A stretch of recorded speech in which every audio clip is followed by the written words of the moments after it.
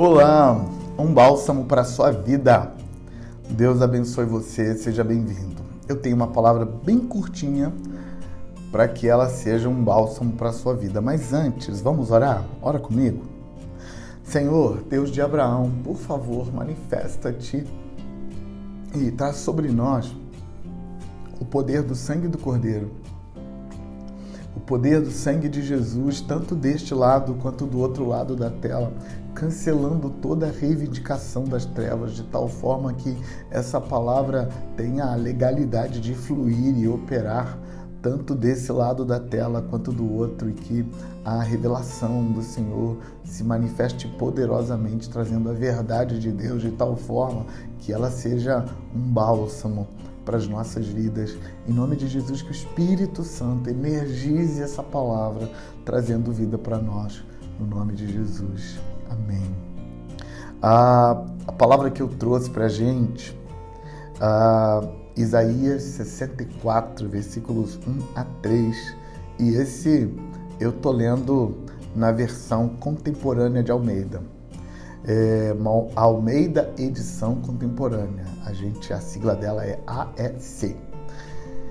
E na contemporânea, o texto de Isaías 64, 1 a 3 diz assim: ó, se fendesses os céus e descesses, se os montes tremessem diante da tua face, como quando o fogo inflama os gravetos e faz ferver a água.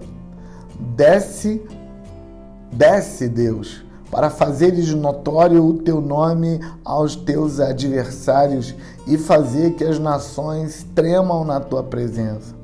Pois quando fizestes coisas terríveis que não esperávamos, descestes e os montes tremeram diante da tua face. O quadro que o profeta Isaías pinta aqui é um quadro que primeiro foi pintado nos anseios da alma dele. Esse texto começa com um suspiro, uma interjeição que revela o suspiro do profeta. Se o Senhor rasgasse os céus e descesse de novo. Esse quadro pintado no suspiro do profeta foi um quadro que já foi visto. Esse quadro que o profeta deseja ver de novo, ele foi pintado em Êxodo capítulo 19 e 20, quando Deus desceu sobre o Monte Sinai, o céu rasgou, e foi um dia de manifestação tão grande. Foi o dia em que o povo de Israel escutou Deus dando a eles a lei. Aquele povo que está ali em Êxodo 20, eles escutaram com a voz do próprio Deus, e com ouvidos físicos eles ouviram Deus citar para eles os 10 primeiros mandamentos em Êxodo capítulo 20. E Isaías está suspirando por isso, ele está clamando por isso, ele quer a manifestação de Deus de novo, ele quer aquela glória de novo, aquela presença de novo. Mas por que ele quer? A palavra adversário aparece no versículo 2 para dizer para a gente qual é o contexto no qual Isaías se encontra e a razão primária para ele estar clamando para que Deus rasgue os céus e desça. O objetivo de Isaías é que os adversários sejam impressionados, que os adversários sejam espantados e sejam jogados e levados para longe. Essa ideia de que se a glória de Deus me visitar, os meus inimigos vão perder feio, aparece pela Bíblia inteira. A gente vê essa ideia clara quando o menino Davi enfrenta o gigante Golias. Ali, essa ideia fica muito simples, porque um garoto sem treinamento bélico, sem ferramentas de guerra, sem traquejo na guerra, ele enfrenta um homem maduro e grande, bem grande. O que Davi tinha de pequeno, o Golias tinha de grande. Davi era tido como alguém inepto para a guerra, alguém que não podia ser guerreiro porque ele era bonito, ele era pequeno, ele era franzino. E além disso, era um menino ainda, não tinha o traquejo para a batalha.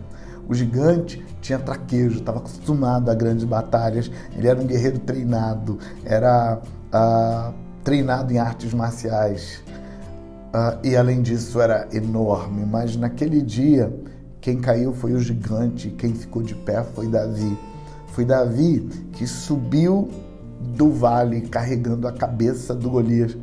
E quando Davi se prepara para a batalha, ele diz: você vem contra mim com espada, lança e escudo, mas eu vou contra você no nome do Senhor dos exércitos de Israel, e foi a ele que você afrontou, e hoje eu vou cortar a sua cabeça. Isaías faz algo parecido, ele está dizendo: Senhor, manifesta-te e toca o terror nos meus adversários. E o que eu queria falar para você nesse texto é que a gente tem mais adversários na medida em que a gente busca menos ao Senhor. E a gente tem menos adversário na medida em que a gente busca mais ao Senhor. Sabe, às vezes a gente gasta tanto do nosso tempo combatendo o inimigo, partindo para cima do inimigo, que não sobra tempo para oração, para a palavra de Deus, para meditação, para estar com Ele. E quando você separa tempo para fazer isso que o profeta está fazendo, sabe, para almejar, para desejar, para buscar, para separar tempo para Deus, então você tem energia para ver o inimigo cair. E sabe qual é a maior ferramenta do inimigo contra você? É te assustar, para você não ter tempo para Deus. Porque se você tiver tempo para Deus, o inimigo cai. E se você não tiver tempo para Deus porque estava ocupado com o inimigo não cai e piora, ele te derruba. Sabe, tem um texto do profeta Isaías, só que no capítulo 1, porque eu li no capítulo 64, no capítulo 1 de Isaías, versículos 19 e 20, ele diz assim, transmitindo uma palavra de Deus: se quiserem e me ouvirem, vocês comerão os melhores frutos dessa terra. Mas se vocês recusarem e forem rebeldes, serão devorados à espada, porque a boca do Senhor disse isso. Sabe o que a maioria das pessoas não entendem? É que essa espada que vai devorar quem não tem tempo de buscar Deus é a espada do inimigo. Muitas pessoas entendem que Deus está ameaçando com a espada na mão, dizendo: se você não separar tempo para me querer e me buscar, para estar comigo, se você não tiver tempo de adorar, de estar na minha presença, se você não arranjar um jeito, minha espada vai cortar você. Mas a espada que Deus está falando não é a dele, é a espada do inimigo. E ele diz: se você quiser, se você me escutar, se você tiver um tempinho para mim, você vai comer os melhores frutos da terra. Mas se você não tiver, se você não me adorar, se você não passar tempo comigo, você vai ser alcançado pela espada. Mas essa espada é a do inimigo, ele já está querendo te matar já, ele já te odeia, ele já quer seu mal.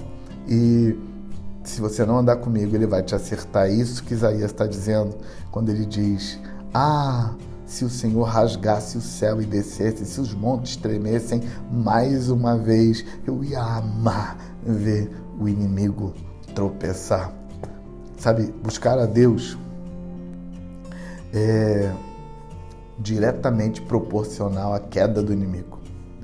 E não buscar a Deus é diretamente proporcional ao inimigo buscar você. Se você se aproxima de Deus, você tem graça e o inimigo cai. Se você não tem tempo para Deus, então o inimigo fica firme e ele te derrota. Por isso, ter tempo para Deus implica em fazer o inimigo cair. Ora comigo. Senhor, eu oro para que o teu filho, que a tua filha, receba essa palavra como revelação e que ele abra mão do medo e da necessidade de vencer o inimigo para separar tempo para buscar a face, separar tempo para adorar, separar tempo só para estar com o Senhor. Eu clamo pelos teus filhos para que a verdade os convença disso e eles sejam salvos de si mesmos e salvos do inimigo, em nome de Jesus.